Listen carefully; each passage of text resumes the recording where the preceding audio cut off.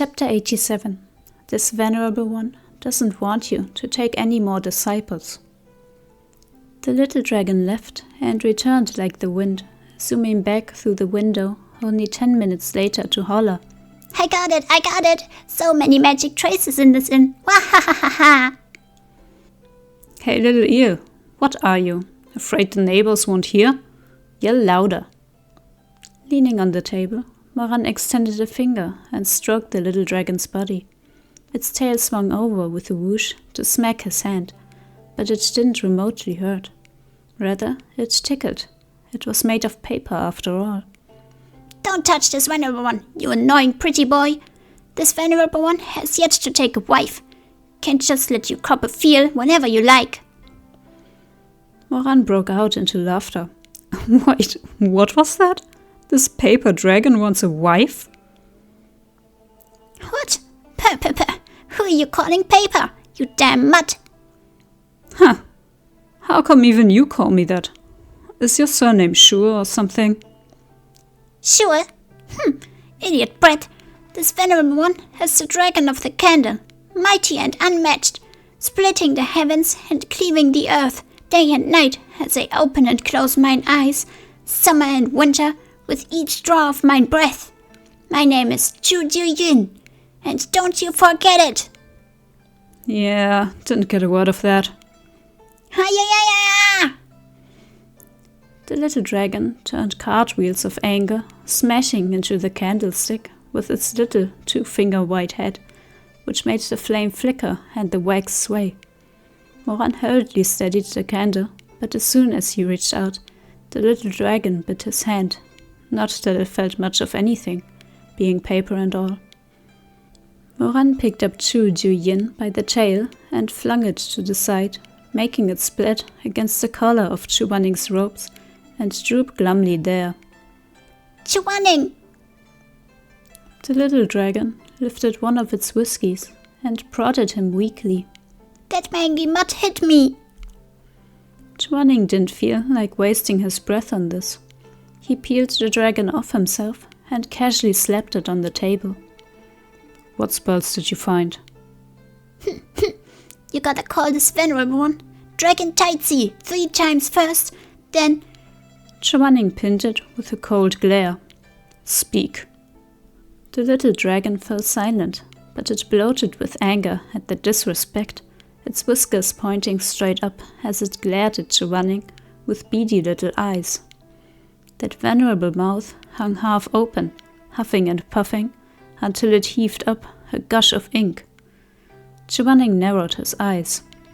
Waste any more ink, and I will set you on fire.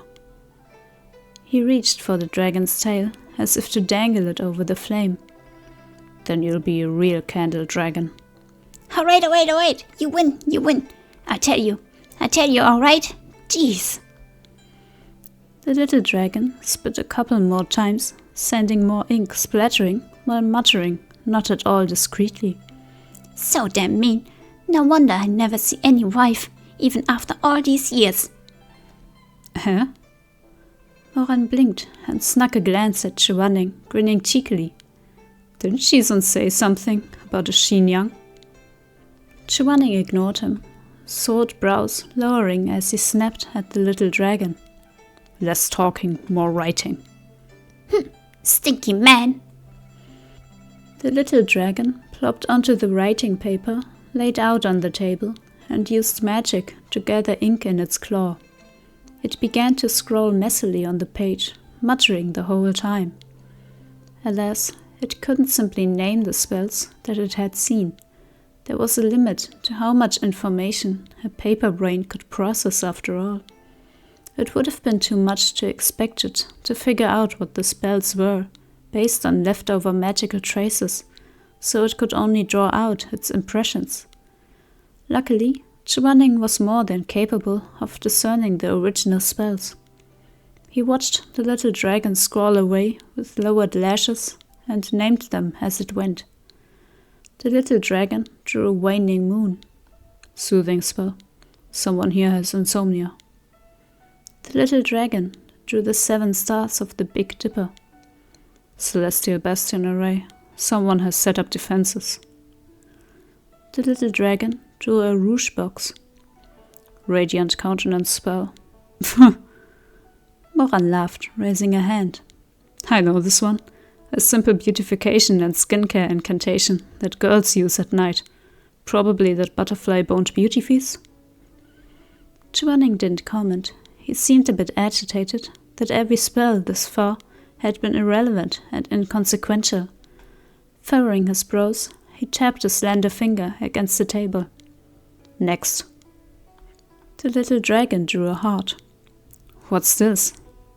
Moran wondered. Heart-clearing spell. Chu Wanning said, frustrated. It's unimportant. Someone's meditating us all.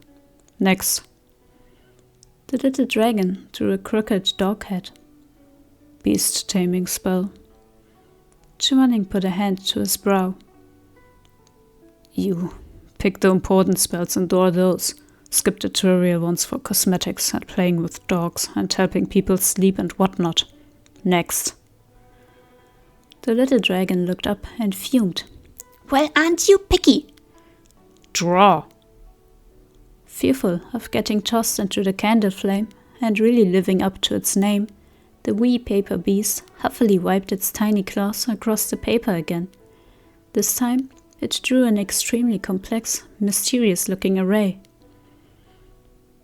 It looks like 2 circles with a cross, and then a vertical line straight down. Some kind of yin-yang divination-looking thing. Moran's eyes widened. Shizun, could this be what a guy put on the weapon? No. Chu Wanning took a single glance and could already feel a headache coming on. Voice-changing spell. Oh, what's it for? Some people want to change their voice, either because they dislike it or out of some other necessity. The sound-changing spell lets them do that. It's not difficult. Chu Wanning paused. However, it damages the throat if used for an extended period of time, to the point that it can become very difficult to recover one's original voice. There's something unusual about this one. I wonder who's using it. Moran only grinned. Ah, so that's what it's for. Makes sense then. Chu Wanning sighed and was about to move on when he paused, eyes flickering as he realized something. He turned abruptly to Moran.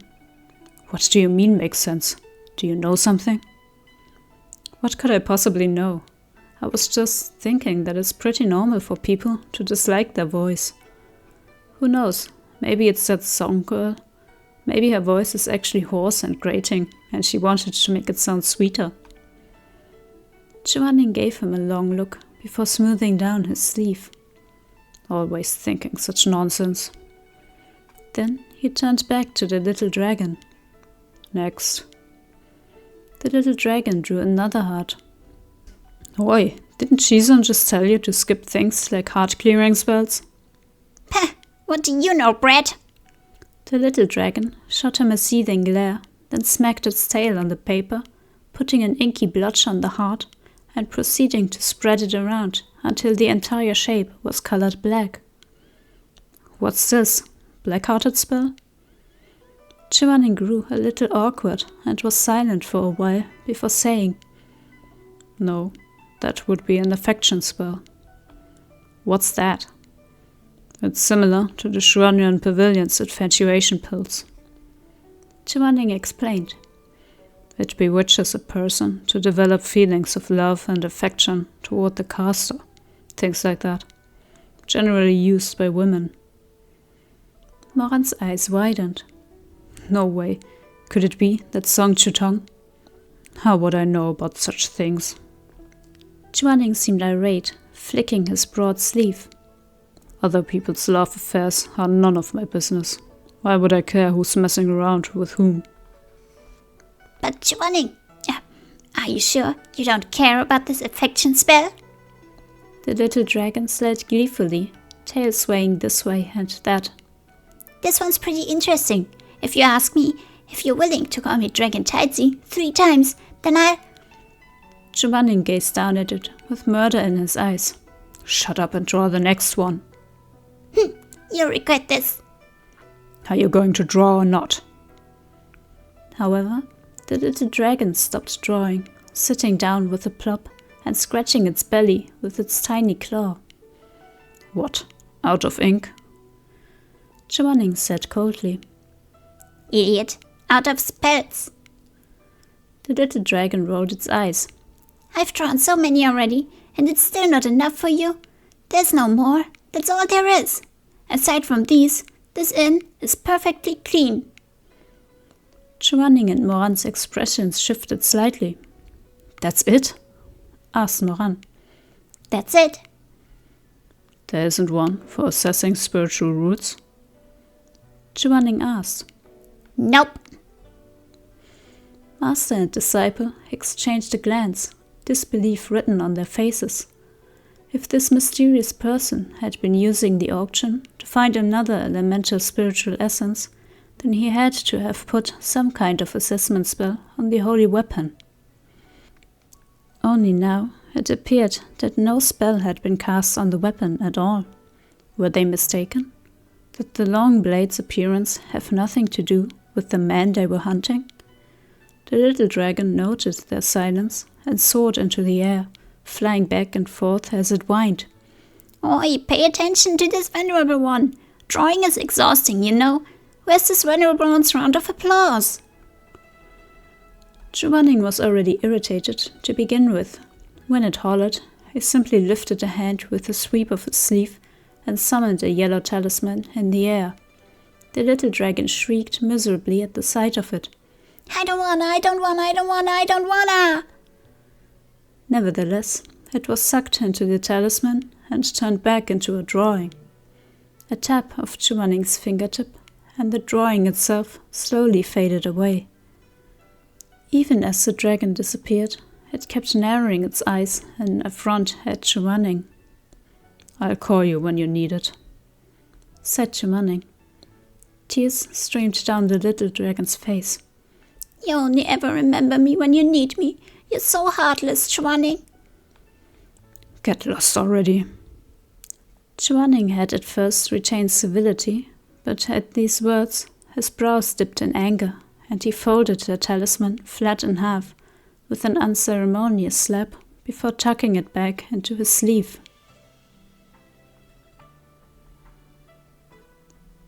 Nightfall. Chu Wanning slept on the bed, and Moran took the floor, both troubled with their worries. They hadn't expected the holy weapon to be free of any spells whatsoever. Did the mysterious man have some way of gauging spiritual roots that they didn't know? Or was he not in a hurry to find a replacement with strong spiritual energy? Moran? Chu Wanning called in the darkness. Moran responded reflexively. Let's go back to Xisheng Peak tomorrow. Moran's eyes opened. Huh? If that man would let an opportunity like the Shuanren auction slip past, then he probably has some other mean of searching out his quarry. I'm afraid we won't find out much carrying on like this. So let's go back to Xisheng Peak. I'll have the sect leader secretly tell the other 9 great sects to check for any spiritual essences within their own sects, and to safeguard any they find. It'll be better than sitting on our hands, hoping he happens to show up. Will that be okay? What if the guy we're after is one of the sect's leaders? That is very unlikely, but even if he is, it won't matter. He already knows we're after him. How will Shizun make all those sect leaders listen to Uncle? Moran asked, puzzled. Tell them everything? That won't be necessary. They might not believe it anyway. Chu Wanning replied mildly. But I have my ways. Such as? I'll take disciples. Moran jerked his head up, alarmed. I'll have the sect leader tell the other sects that the frequent breaches in the Ghost Realm barrier pose a great danger to us all. Chu Wanning said quietly. As such, Yuheng of Xisheng Peak intends to accept up to 5 additional disciples to train in the use of techniques such as the chanting barrier and the shisha barrier. The other sects have tried time and again to invite me to teach, specifically because of these barrier techniques. If I put out the word that I'm willing to impart them, they'll come. And since I accept only those with outstanding spiritual foundation, they'll have to test all of their disciples to select their candidates, thereby fulfilling our goal. Moran didn't reply, his face going pale in the darkness.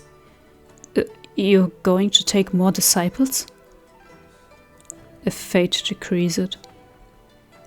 Chu Wanning rolled over, his voice quieting, as if he was getting tired. I'll take the names of the candidates and have them practice standard barrier techniques by themselves first. If any among them manage to persevere for 3 years or so, then why not? In the darkness, Moran listened to the voice from the bed slowly drifting off. He felt like a jar of vinegar had been spilled in his chest, so sour it made his heart ache. Take on more disciples? You only ever took 3 in your last life, picky as you are. How come you're not being picky now? How could you take on more disciples just like that?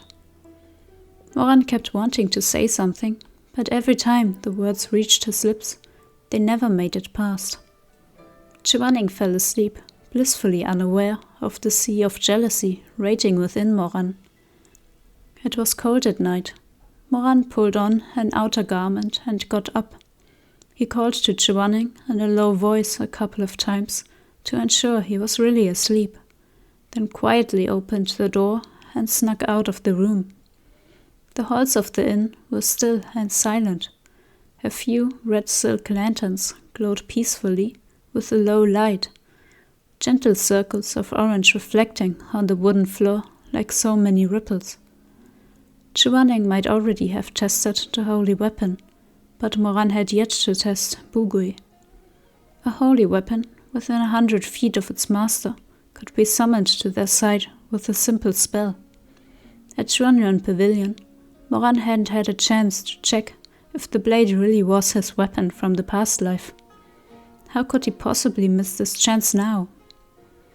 Moran's fingertips glowed with crimson light. Lowering his eyelashes, he said in a quiet voice, "Bugui, come here." For a few moments, there was nothing but silence. Suddenly, the muffled sound of a blade rang out from somewhere in the distance. The sound was barely audible, but it reverberated in his ears, and his heart hammered. Moran's eyes shot open. Bugui! It was Bugui. The long blade was struggling, crying blood, its deep roar racing to him across sanguine oceans, across lifetimes. It was as if he could hear Bugui weeping and wailing for him. However, it was trapped, confined by something Moran knew not of. It could feel its master's call, but could not answer. There was something missing, something that had severed their connection. They'd once had a pact, had once seen the beautiful sights from the tallest mountains together, had once waited for death side by side in the last remaining bit of warmth in Wushan Palace.